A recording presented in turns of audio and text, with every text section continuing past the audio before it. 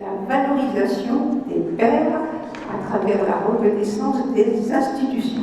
Et vous êtes nombreux dans cette salle à avoir participé à d'autres rencontres avec les institutions. Un autre objectif, c'est d'amorcer et de renforcer le dialogue entre l'école et les pères.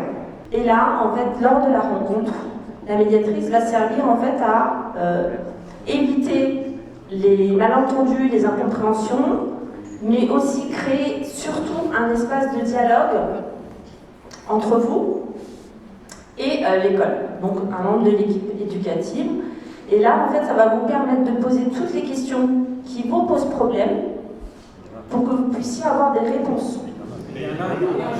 Mais ça va aussi vous permettre de mieux connaître votre enfant, parce qu'effectivement, il y a des choses que vos enfants ne vous disent pas, qu'ils vous cachent volontairement au niveau de leur comportement, de leur attitude, et ça vous permettra surtout de mieux connaître le système éducatif et de vous impliquer davantage à l'intérieur de ce système.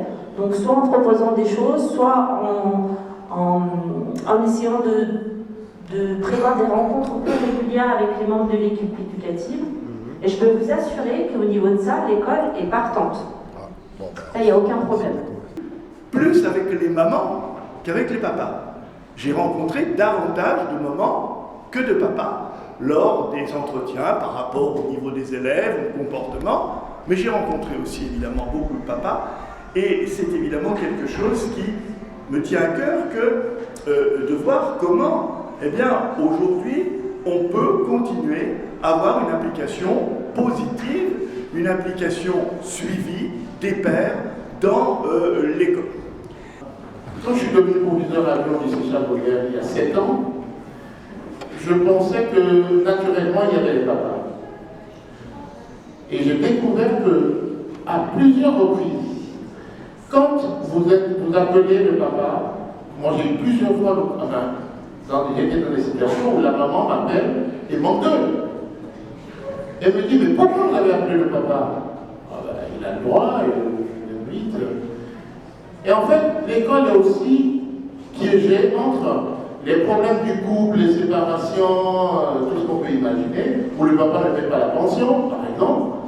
Et la maman considère que le papa, comme il ne paye pas la pension, il n'a pas le droit d'exister.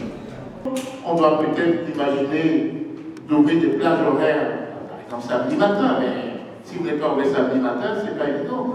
Nous arrivons au lycée Baudelaire, d'ouvrir exceptionnellement quand on n'arrive pas à avoir certains papas, le samedi matin. Vous pouvez, en tant que parent, et nous devons, en tant qu'établissement, vous recevoir. Il existe maintenant un tas de vecteurs de communication, le téléphone, le mail, Pronote, etc. Et on sait bien dans l'éducation des enfants, au sein de la cellule familiale, que le rôle de la mère et le rôle du père n'est pas le même, que c'est complémentaire. Mais quand il y a deux personnes, eh bien la responsabilité, elle doit être partagée entre les deux. Les parents associent l'enfant aux décisions qui le concernent. Il n'est pas dominé, il n'est pas celui à qui on impose.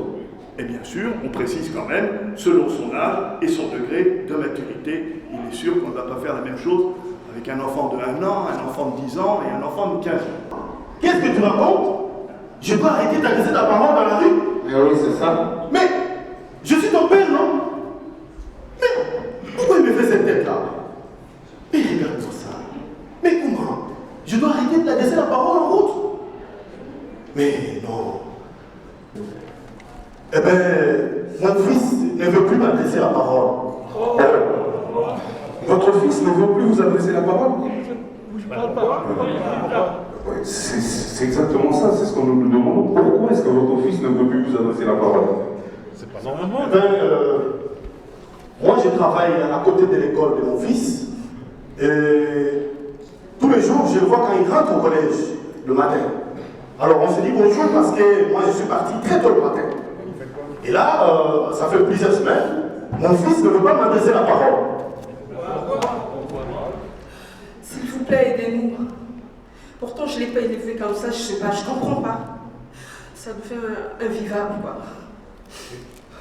quoi. Ma fille, la semaine dernière, me dit, dis donc papa, ça fait 1 semaine, j'ai pas de professeur de mathématiques. Ah bon? Je croise mon fils, oui, je croise mon fils, il dit ça fait 2 semaines, j'ai pas de professeur d'anglais ni de professeur de français. Il me dit c'est super. Ah bon? Oui. Non, moi je ne peux pas accepter. C'est une situation inaccessible. Moi, dans mon travail, si je suis absent, je suis remplacé immédiatement. Bien sûr, oui. En plus, il a raté son voyage de collège, soi-disant son corpulent, et il ne peut pas voyager parce que l'école dit que j'ai monté sur son âge. Ah mais peut-être qu'ils peuvent, médiation scolaire, peut-être qu'ils peuvent nous aider. Ça porte son sens. Et puis, c'est qui d'autre aussi? Il y a aussi il y a les médiateurs de la ville.